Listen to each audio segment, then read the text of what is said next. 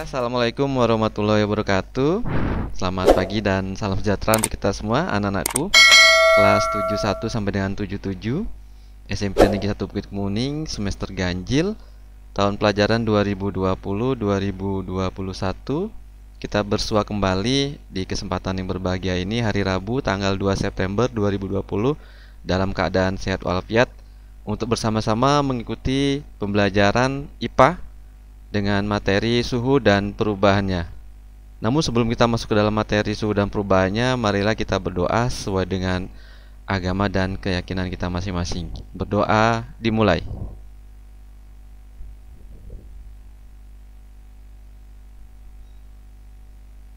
Berdoa cukup.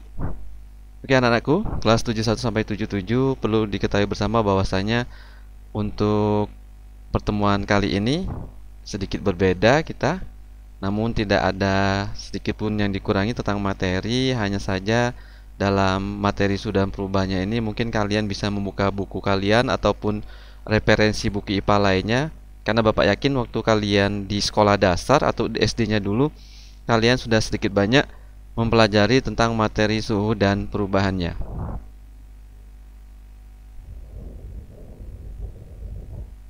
Konsep suhu, tagar panas. Oke, di layar bisa kalian lihat apa sih bedanya antara suhu dengan panas? Kita lihat di sini, panas adalah salah satu bentuk energi yang mengalir. Dicermati, panas adalah salah satu bentuk energi yang mengalir, berbeda dengan suhu. Jadi mungkin di antara kalian ada yang mengatakan bahwasanya antara suhu dengan panas sama. Ternyata tidak.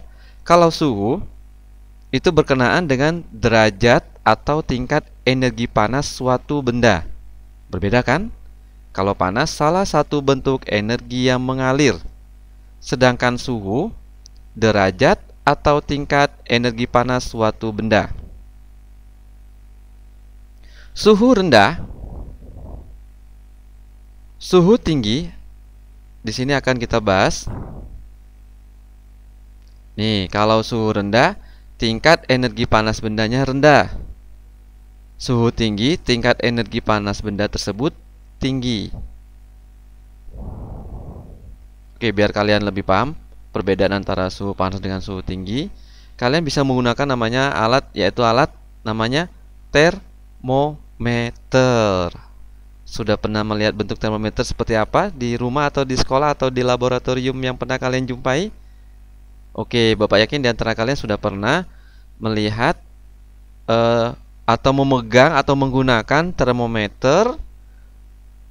Apa sih arti termometer tersebut? Kita lihat di sini pengertiannya. Termometer berasal dari dua suku kata. Thermos, Yunani artinya panas, sedangkan meter artinya mengukur. Jadi termometer ialah alat ukur suhu.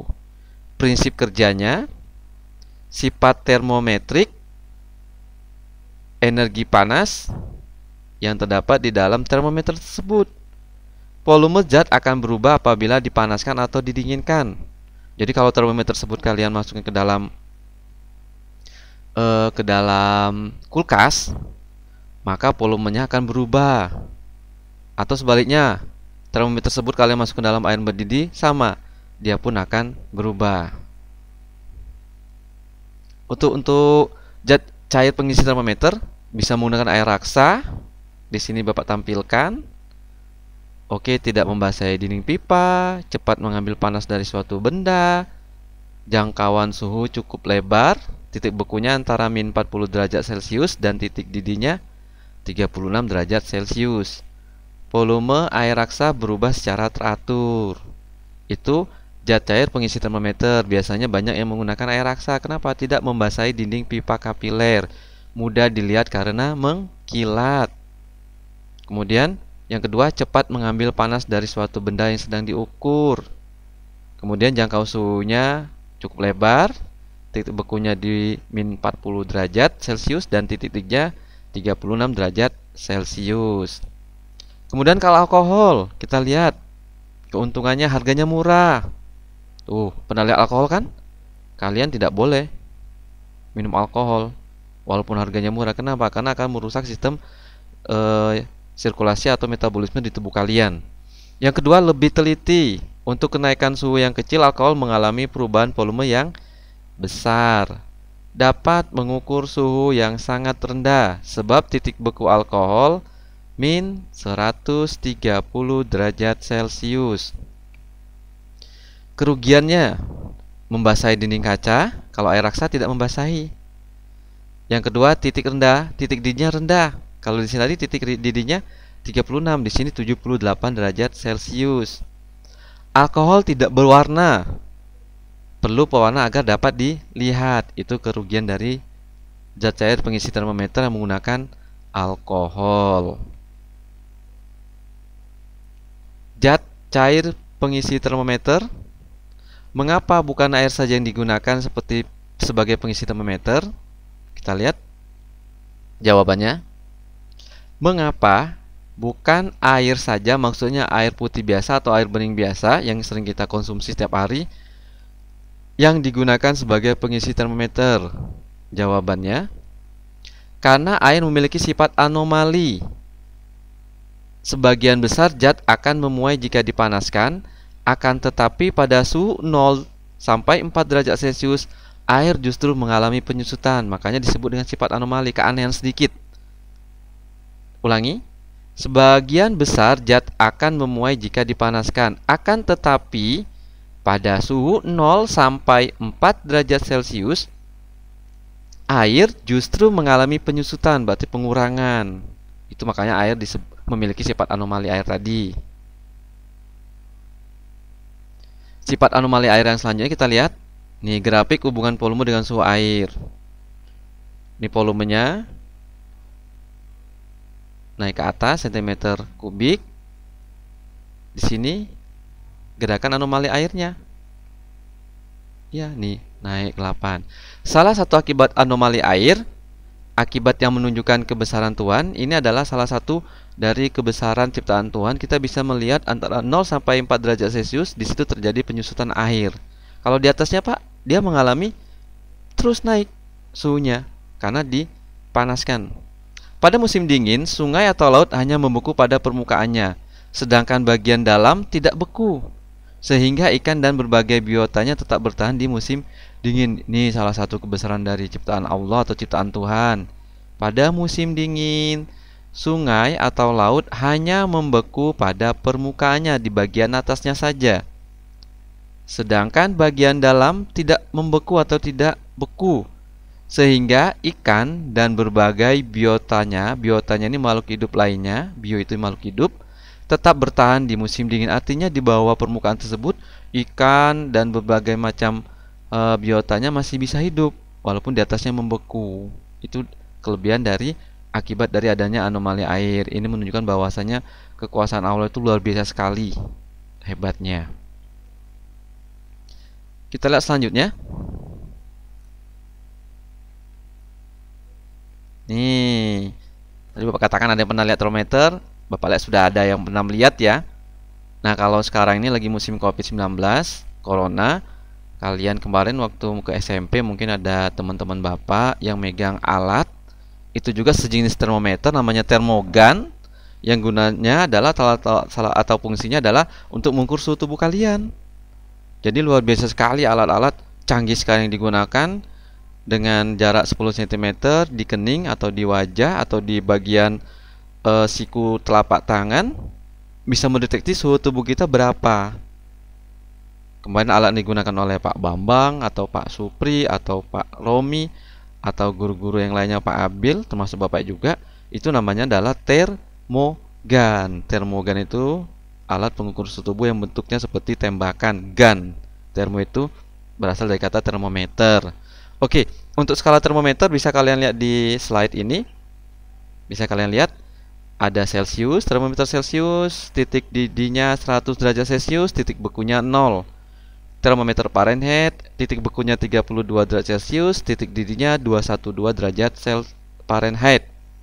Reaumur, titik rendahnya atau titik bawahnya 0, titik tetap atasnya 80.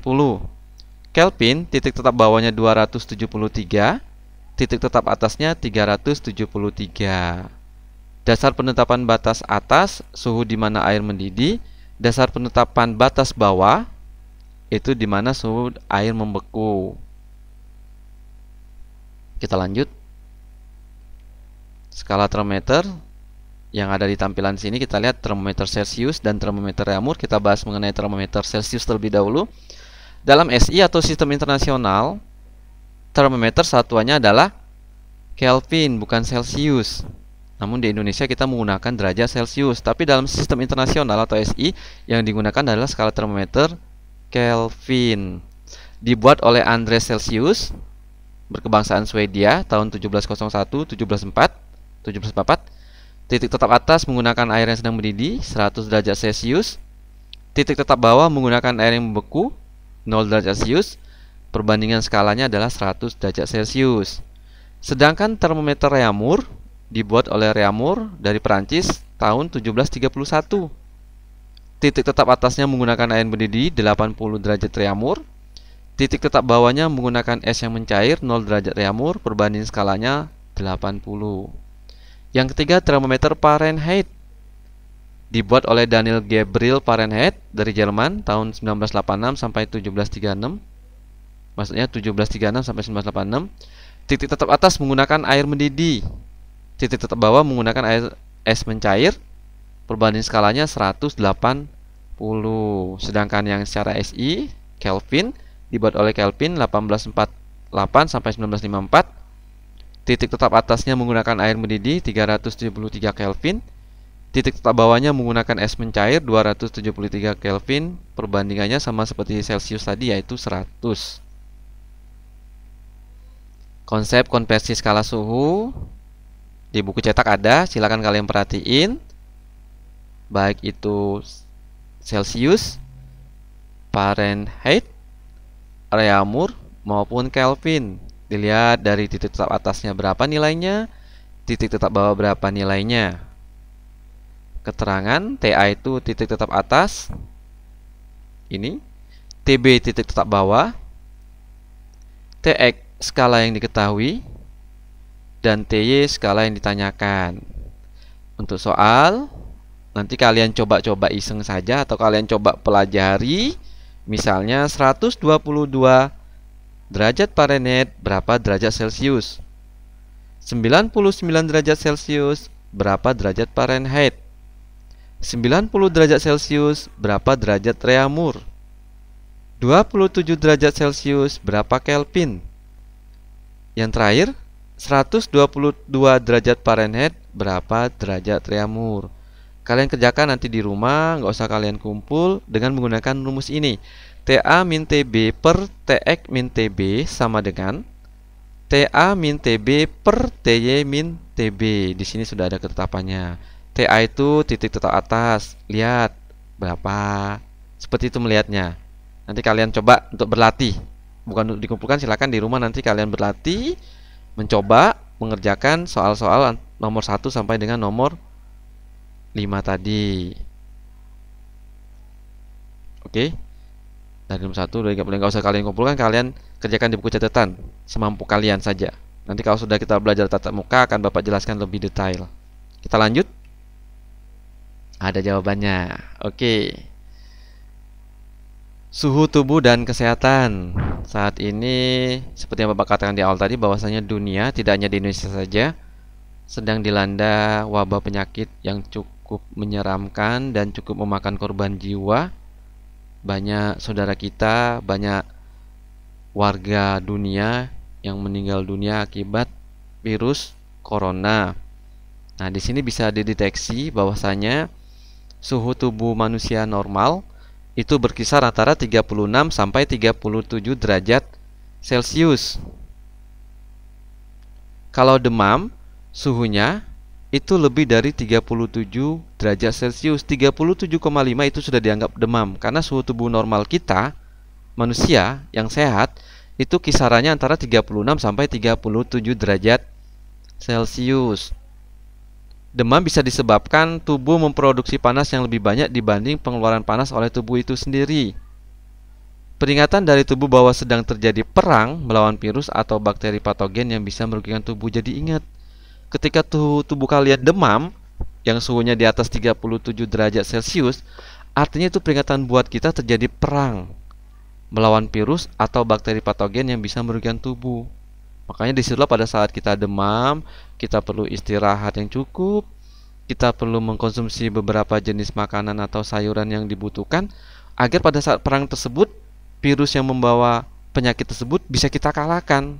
Akibatnya suhu tubuh kita bisa kembali normal antara 36 sampai 37 derajat Celcius. Ini contoh salah satu termometer pengukur tubuh.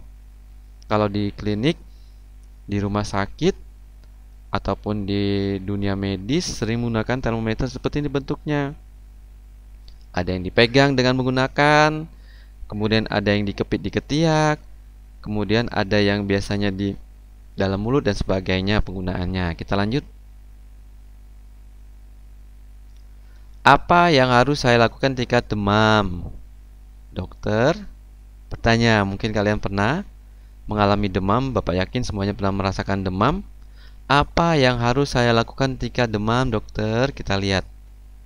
Nah, ini jawabannya bisa kalian lihat. Ini untuk referensi kalian di rumah. Ketika kalian demam, jangan sebentar-sebentar kalian demam minum obat yang sekiranya dapat membahayakan tubuh kalian.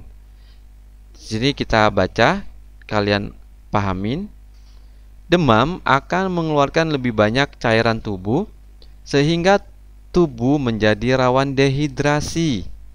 Banyak-banyaklah minum air putih dan mengkonsumsi buah untuk mengimbangi cairan tubuh yang dikeluarkan. Seperti yang katakan tadi, demam akan mengeluarkan lebih banyak cairan tubuh sehingga tubuh menjadi rawan dehidrasi.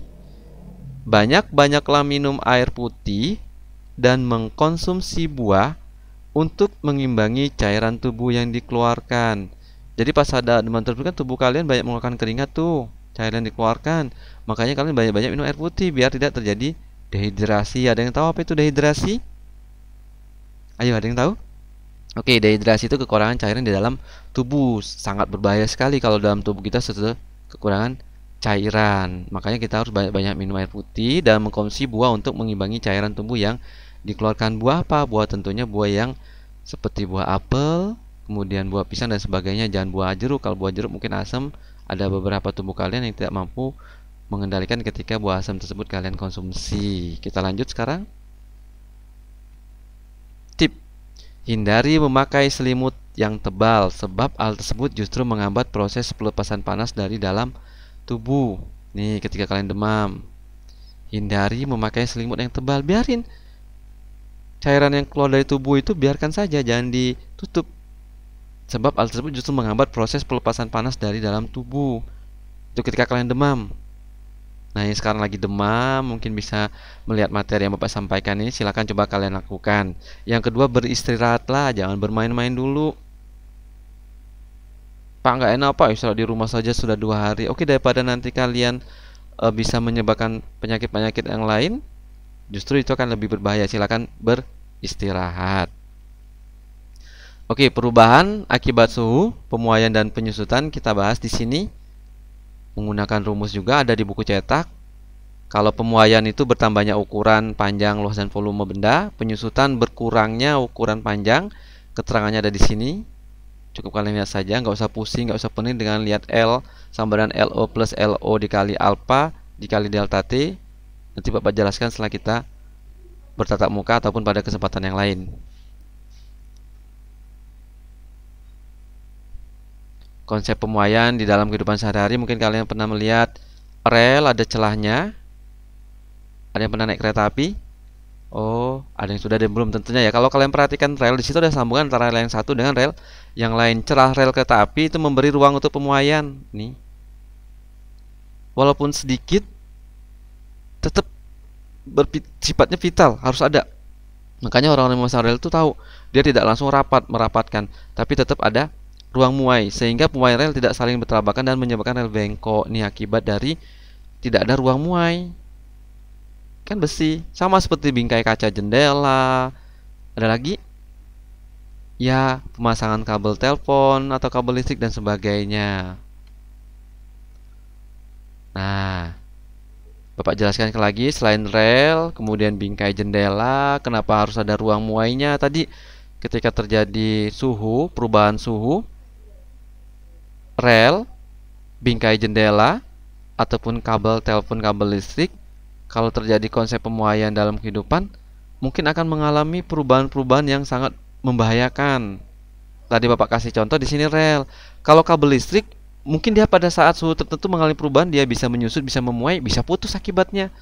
Begitu juga dengan jendela yang bingkainya mungkin tidak ada ruang muainya, ketika terjadi proses konsep pemuaian, di situ juga kaca jendela bisa pecah karena tidak ada ruang muai. Oke, ini sedikit materi yang Bapak sampaikan. Nanti bisa kalian lihat referensi lain di buku cetak atau di Mbah Google ataupun di buku referensi-referensi IPA yang lainnya. Tidak hanya di kurikulum 2013 atau buka kembali buku SD kalian, silakan kalian pelajari mengenai suhu dan perubahannya. Yang terakhir, tugas proyek. Untuk kali ini pertemuan kita, tugas kalian tidak mengerjakan soal seperti yang sudah-sudah. Ada 5 soal esai dan sebagainya. Sekarang untuk tugas hari ini 2 September 2020 sedikit berbeda tugasnya, yaitu membuat rancangan penyelidikan gejala pemuaian gas. Di rumah kalian tentunya kalian sudah tahu contoh-contoh zat gas itu seperti apa. Mungkin yang punya korek gas, yang punya tabung gas, mungkin ketika kalian buang angin, mungkin ketika kalian melihat proses-proses IPA lainnya. Silakan kalian selidiki gejala terjadinya pemuaian gas bagaimana. Kalau pada benda padat tadi Bapak contohkan seperti ini. Di benda padat kan rel. Nah, kalau sekarang gas bagaimana, silakan kalian rancang dengan mengeksplorasi yang kalian miliki di dalam kemampuan kalian kalian tunjukkan untuk merancang sebuah penyelidikan tentang pemuaian zat gas. Kalau air Bapak yakin kalian sudah pernah lihat ketika kalian melihat masak air mendidih, di situ juga terjadi proses pemuaian. Ya kan? Tadinya airnya tidak kena tutup, ketika mendidih airnya bisa mengangkat tutup panca atau tutup cerek. Itu juga salah satu proses pemuaian. Sekarang yang pertanyaan tugas proyek kalian yang harus kalian kerjakan adalah menyelidiki gejala pemuaian zat gas. Di sini ada petunjuknya. Untuk kelas 71 dan 72 tugas dikumpul dengan Ibu Padilla Fitriana Sari SPD via link, lewat link silakan. Nanti kalau kalian koordinasi dengan Ibu Padilla, ulangi, silakan kalian berkoordinasi dengan Ibu Padilla Fitriana Sari lewat link atau lewat mana silakan. Di sini untuk sementara Bapak tuliskan via link. Untuk kelas 73 sampai dengan 77 tugas kalian kumpul dengan Bapak sendiri, Bapak Anggota Catur SPD melalui WA. Ditulis di kertas lembar, teknis mengerjakannya, tulis nama kelas, rancangan penyelidikan gejala pemuaian zat gas. Silakan ditulis di kertas 1 lembar. Boleh lembar kertas buku kalian, boleh lembar kertas folio, mau diketik komputer boleh, ataupun ditulis tangan juga monggo. Tulis nama dan kelas yang jelas. Kemudian kalian foto, kirim ke WA. Jangan lupa sekali lagi tulis nama dan kelas yang jelas. Bapak mohon ketika kalian mengirimkan tugas tersebut, jangan malam hari, karena Bapak lihat kalau malam hari ada bayangannya. Jadi Bapak harapkan di bawah setiap harinya di bawah jam 5 atau jam 4. Jangan lewat sore, kalau sore ada bayangannya. Apalagi kalau malam ada bayangan lampunya. Paling lambat dikumpul pada tanggal 9 September 2020, artinya minggu depan. Waktunya cukup panjang.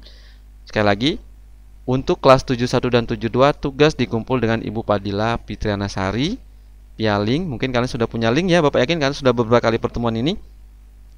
Untuk yang kelas 73 sampai 77 dikirim melalui WA group. Ditulis di kertas lembar, boleh ditulis, diketik pun boleh, nama dan kelas yang jelas. Kemudian paling lambat dikumpulkan pada tanggal 9 September 2020. Oke, sampai di sini pertemuan kita hari ini. Bapak minta maaf apabila dalam penyampaian materi ini Bapak terlalu cepat atau sedikit banyak materinya belum banyak kalian pahami, karena memang kita tidak tatap muka. Kalau tatap muka enak, kita bisa bertanya langsung, Bapak bisa menjelaskan bertatap muka dengan kalian, Bapak bisa memanggil kalian satu persatu untuk menanyakan hal yang belum jelas. Namun karena saat kondisi seperti ini kita dituntut untuk bisa belajar melalui teknologi informasi melalui fasilitas media sosial. Demikian Bapak Airi, Assalamualaikum warahmatullahi wabarakatuh.